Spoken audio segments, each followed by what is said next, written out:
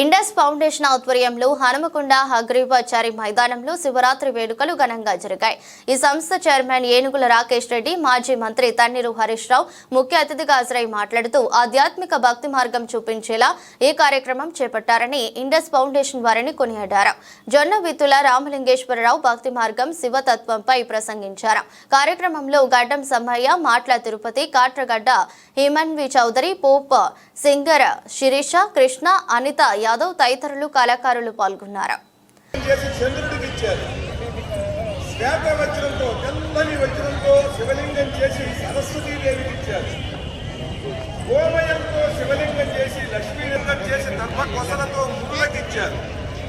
ఇలా వెండితో శివలింగం చేసి విశ్వదేవతలకు ఇచ్చారు, మట్టితో శివలింగం చేసి అశ్విని దేవతలకు ఇచ్చారు, ఇనుముతో శివలింగం చేసి రాక్షసులకు ఇచ్చారు, సత్తుతో శివలింగం చేసి పిశాచాలకు ఇచ్చారు.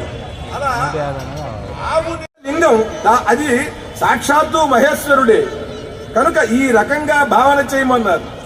భావన చేసి పూజ చేసిన తరువాత శివలింగానికి పాదాలున్నాయని భావన చేసి నమస్కరించి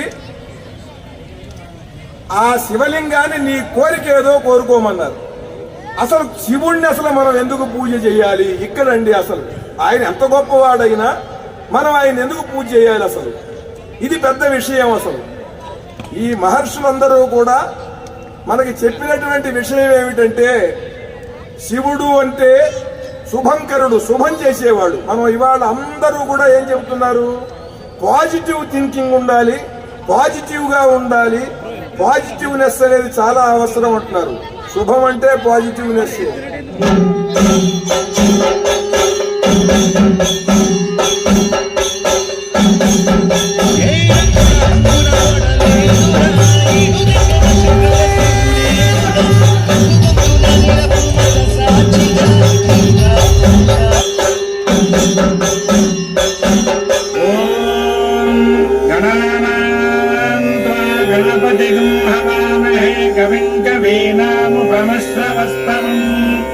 ज्येष्ठराजं ब्रह्मणां ब्रह्मणस्पत पानशृण्वन्नोतिभिः शीलसादम्.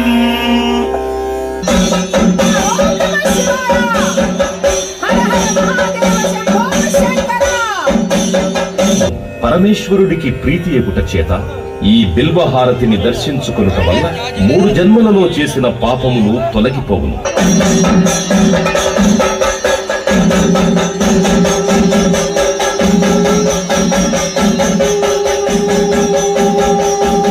ఈ నాగహారతిని దర్శించుకోవడం వల్ల కాలసర్ప దోషములు తొలగి నవగ్రహములలో రాహుకేతువుల యొక్క దోషములకు పరిహారము కలుగును.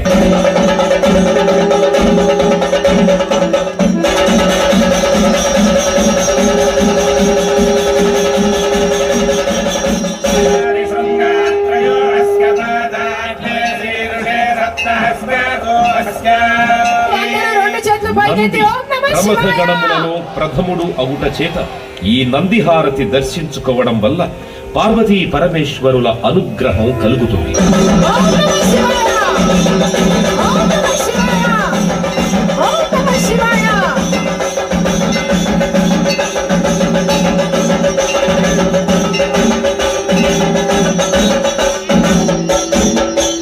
సింహహారతి. సింహము అమ్మవారి వాహనము అగుట చేత ఈ సింహహారతిని దర్శించుకోవడం వలన మానసిక ఆందోళనలు, భూత ప్రేత పిశాచ బాధలు తొలగును.